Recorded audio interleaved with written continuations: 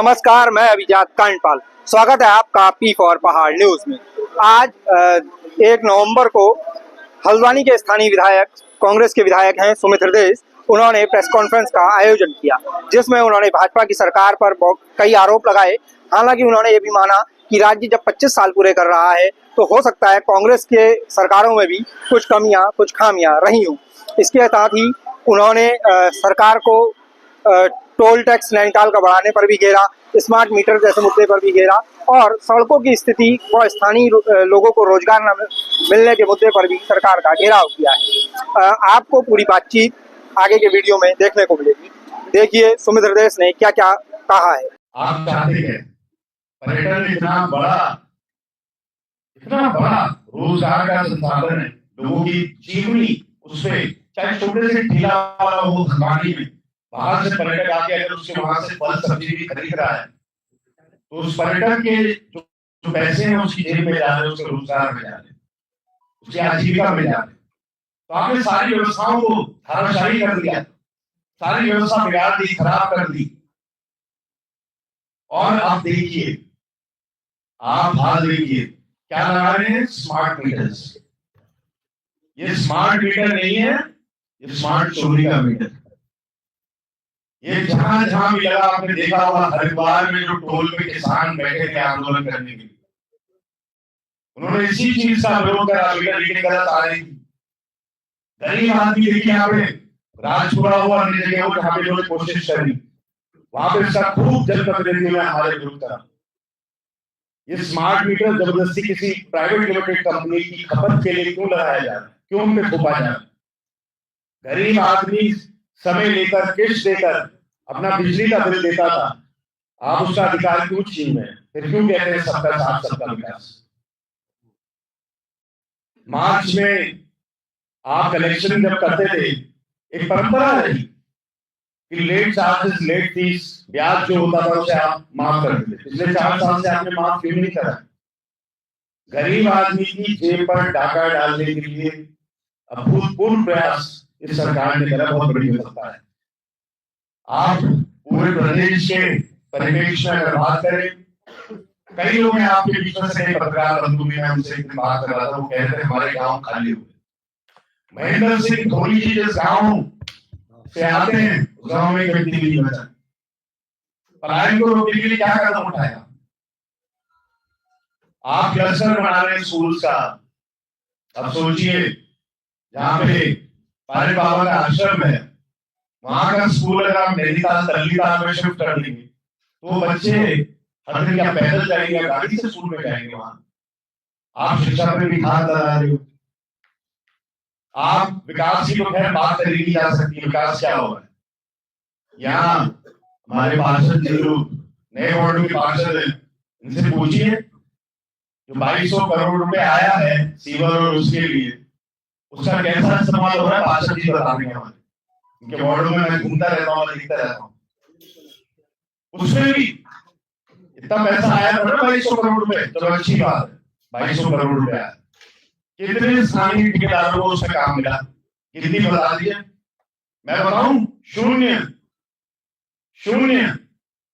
2200 करोड़ रुपए आया और एक भी स्थानीय ठेकेदार नाके पे सामने खड़ा कर दीजिए जिसको काम मिला।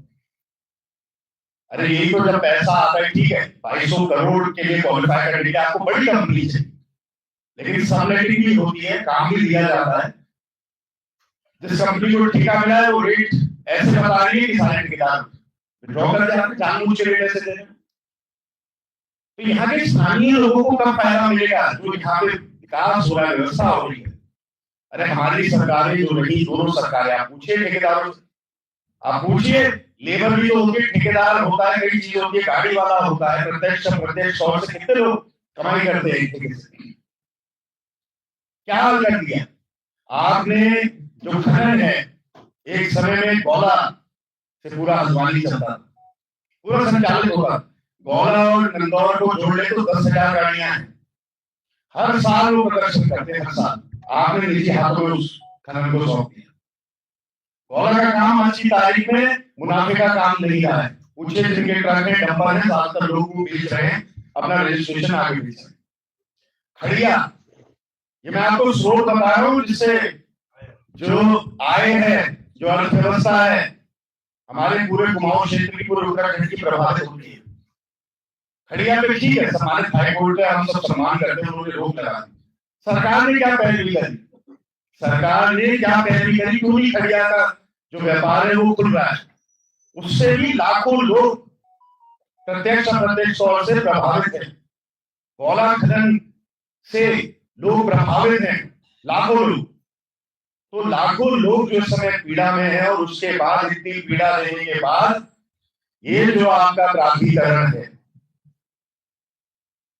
प्राधिकरण, ये मैं नहीं कह रहा हूं, भारतीय जनता पार्टी के लोग खुद कह चुके, मीटिंगों में, खुली मीटिंगों में कह चुके, इतना दो तो नक्शा आपका पास होता है। हाँ, वही खुलेआम कहा उन लोगों ने, भारतीय जनता पार्टी के लोगों ने कहा, मैं तो कहा नहीं।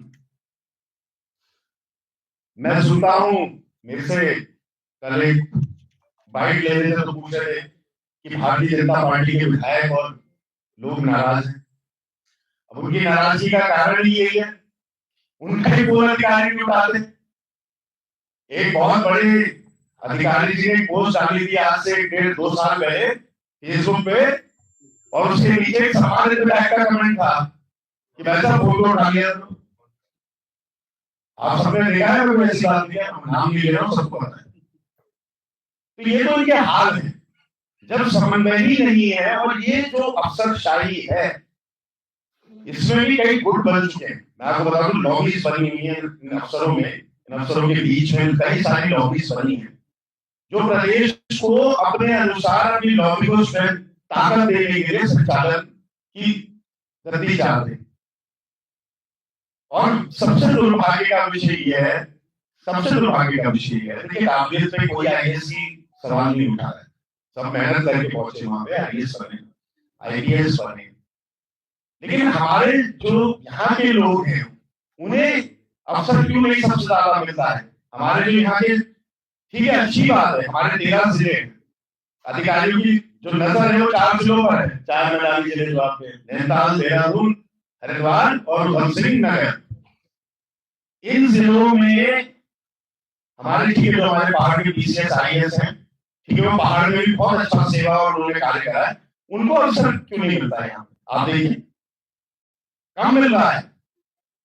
अगर आप देखें, क्रम में देखेंगे तो अवसर कम क्यों मिल रहा है? मिलना चाहिए, मेरा आग्रह है आपके माध्यम से।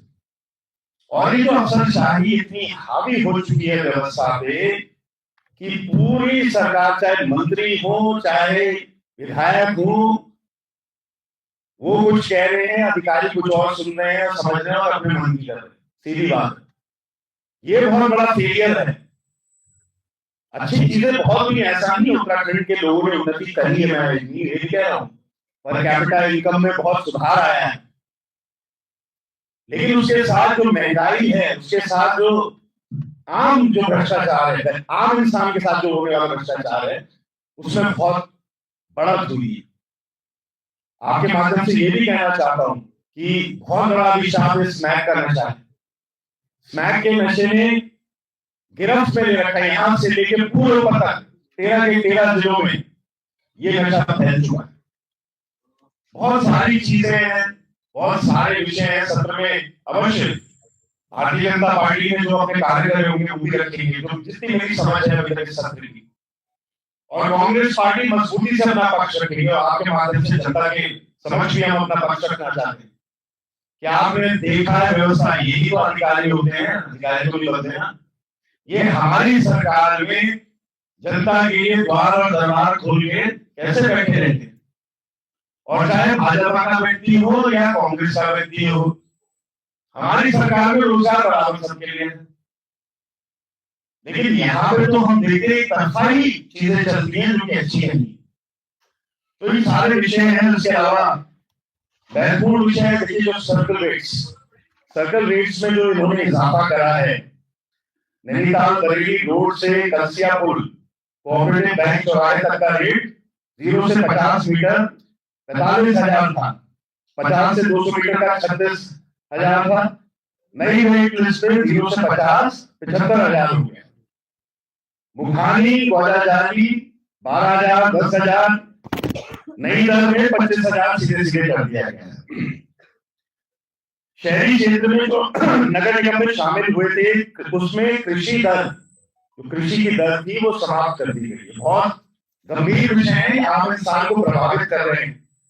जो लोग सपना लेकर आते हैं कि हम हल्द्वानी में अपना घर बनाएंगे, तो उनके लिए ये जो सपना है बहुत महंगा है, सरकार ने कर दिया है।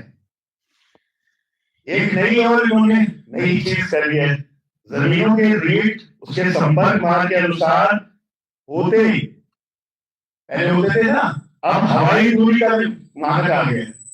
अब जैसे ये फैसली लॉज है जो ये होटल के बगल में ही, अगर इसे हवाई दूरी ली जाएगी नैनीताल रोड से, हवाई दूरी तो पास है, और सड़क की दूरी में जो सड़क जाती है तो 300 मीटर है। सोचिए कितना फर्क आ गया। हवाई दूरी निकाल दी उन्होंने, सीधे बॉल फेंके, टप्पा मारने की जगह पे ये हो गया रेट। अरे रास्ता जहां से हुआ पहले मानक थे 0 से 50, 50 से 100, 100 से 200, 200 से 300। अब तो टेनिस बॉल के अधिकारी हुए सीधे हवा में फेंकेंगे, जहां पे टप्पा मारेंगे ये हो गया। यही तो है, हवाई जब पूरी कर दिया तो देख ली। तो ये सारे विषय थे, देखिए बहुत सारे किताबें लिखी जा सकती हैं, लेकिन क्योंकि सबका समय बहुत कीमती है तो इसलिए प्रमुख विषय थे। और मैं धन्यवाद भी दे सकता हूँ कांग्रेस पार्टी के सारे लोगों को, हमारे नेतृत्व को भी, कि लगातार हम लोग सड़क से सदन तक अपने विषयों को और अपनी बातों को मजबूती से इन 4 सालों में रख पाए हैं। अभी मार्च में 4 साल का कार्यकाल हो जाएगा पूरा सरकार का भी, तो विपक्ष ने अपनी भूमिका बेहद ही महत्वपूर्ण तरीके से निभाई है। और 2027 का चुनाव देखिए आ ही गया है, और मैं आपको विश्वास दिलाता हूँ कि इस बारी क्योंकि जनता के समक्ष हम लोग पहुंच जाते हैं, पहाड़ में भी हम लोग इस बीच में पिछले महीने में काफी घुमा था, चाय की दुकानों पर आम इंसान से चर्चा में वो आहत है, परेशान है और बदलाव चाह रहा है।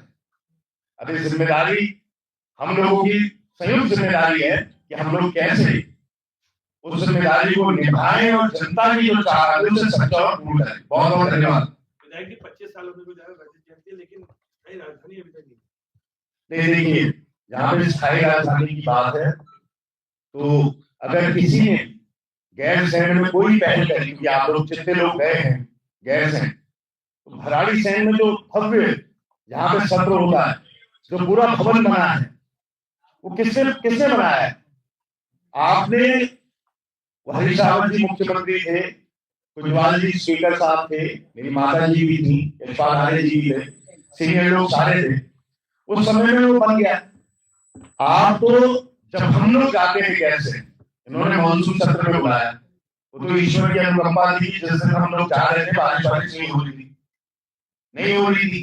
रास्ता क्या है? सिंगल रास्ता बताइए, सिंगल रास्ता ही है वो। आप उसका चौड़ीकरण तो कर नहीं पाए। अगर ये लोग दावा करते हैं तो इनसे मेरा सवाल है कि आपने एक्सेस जो है गैरसैंण का, उसके लिए क्या कार्य कर रहा है, उसका जवाब दे देंगे तो आपको सारे सवाल का प्रश्न जितने आप कर रहे हैं उसका उत्तर मिल जाएगा। अच्छा विधायक जी, कहा जा रहा है कि 3 और 4 को होने वाले सत्र को बधाई सत्र के तौर पर लिया जा रहा है, तो क्या इसमें प्रश्नकाल रहेगा? क्योंकि प्रश्नों की संख्या बहुत लंबी आपकी दिख रही है, प्रश्नकाल हो पाएगा? नहीं देखिए, प्रश्नकाल तो नहीं होगा, लेकिन मेरा ये मानना है कि 70 के 70 जो सम्मानित विधायक हैं, चाहे नेता सदन हो, चाहे उनके मंत्री हो, चाहे उनके विधायक हो, सत्ता पक्ष के चाहे विपक्ष के, हम लोग सबको अवसर दिया जाएगा अपने अपने विषय को रखने का। मेरे ख्याल से एक दिन जो 3 और 4 है, 2 दिन, उसमें से एक दिन इसी विषय पर रहेगा। और अवश्य देखिए, सरकार तो अपनी वाहवाही करेगी, अपनी पीठ थपथपाएगी, स्वाभाविक बात है, लेकिन जो उनकी कमियां हैं और जो कमियां रह गई, और चाहे हमसे गलतियां होंगी, चाहे हमसे, मैं तो एक विषय में अवश्य मानता हूं कि काश्तकारी, पहाड़ी और पर्यटन 2 ऐसे विषय हैं जिसमें हमसे भी शायद कमियां रही। क्योंकि आप देख रहे हैं, अगर गांव खाली हो रहे हैं, काश्तकारी धीरे धीरे, पहाड़ी समाप्त हो रही है, आपको ज्यादा दूर जाने की आवश्यकता नहीं। मुझे 2 बारी सौभाग्य ड्यूटी थी मेरी हिमाचल में, वहां के गांव भरे हुए हैं, वहां का काश्तकार मजबूत है, और वही भौगोलिक परिस्थिति, वैसा ही एनवायरमेंट, वैसा ही क्लाइमेट हमारे उत्तराखंड का भी। लेकिन आप देखिए, अगर मैं बात करूं हॉर्टिकल्चर की, फ्लोरिकल्चर की, अगर मैं इन चीजों पे विषयों पर बात करूं तो वो संभावनाएं जो हमारे लिए थी, हम उन पे खरा नहीं उतर पाए। तो ये संयुक्त तौर से जिम्मेदारी लेने का समय है। वो कितनी जिम्मेदारी ले सकते हैं और हम अपने बारे में क्या जिम्मेदारी ले सकते हैं, ये सदन में देखने को मिलेगा। नैनीताल में आपने टोल टैक्स की और पार्किंग की बात कही कि पार्किंग महंगी हो गई है, टोल टैक्स महंगा हो गया है, तो अभी नैनीताल में नगर पालिका तो आप ही के पास है। नहीं, बिल्कुल, देखिए हमारे पास तो कहीं पे भी हो, जो कमी है उसको मेरा उजागर करने का फर्ज है। और मैं चेयरमैन जो है, आज आपके माध्यम से और अपने माध्यम से उनसे कहना चाहता हूँ कि इसको कम करिए, नहीं चलिए। इसके अलावा संगठन में जिलाध्यक्ष और महानगर की घोषणा होती है, उसमें देरी हो रही है, कहीं गुटबाजी चल रही है, कहीं नाराजगी चल रही है? नहीं, कोई गुटबाजी नहीं चल रही है। सब देखिए, बिहार का चुनाव चल रहा है भाई, बिहार का चुनाव चल रहा है, गुटबाजी भी चल रही है, ऐसी कोई गुटबाजी नहीं चल रही है। कांग्रेस में देखिए लोकतांत्रिक व्यवस्था है, सब खुल के बोल देते हैं।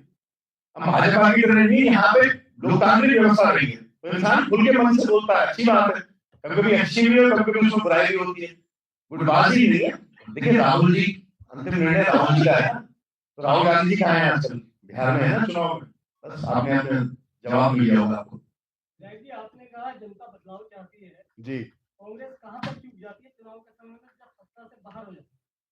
नहीं है, अब ये तो इस पर थोड़ा गहरा मंथन करना पड़ेगा, लेकिन मैं ही बोलूं तो सही नहीं है। लेकिन जो मेरे को लगता है कि भारतीय जनता पार्टी सारे विषयों के लिए, जितना जनता का फ्रस्ट्रेशन होता है, जनता में जितना आक्रोश होता है, ये उसे नफरत के माहौल में तब्दील करके वो आक्रोश वहां केंद्रित कर देते। तो उनका तो एक ही, भारतीय जनता पार्टी को कोई घोषणा पत्र जारी करने की जरूरत नहीं है, खाली में क्यों पन्ने पर बात करें। उनका तो एक ही मकसद है, कैसे समाज में लड़ाई हो, धर्म जाति की लड़ाई हो, जनता का जो आक्रोश हमारी सरकार की तरफ था वो केंद्रित हो जाए, उस गुस्से में, उस नफरत में तब्दील हो जाए और उनको वोट पड़ता है। मनोवैज्ञानिक खेल है, इसमें कांग्रेस के लोगों की कमी नहीं है, ये भारतीय जनता पार्टी का जो खेल है, जनता धीरे धीरे समझ रही है।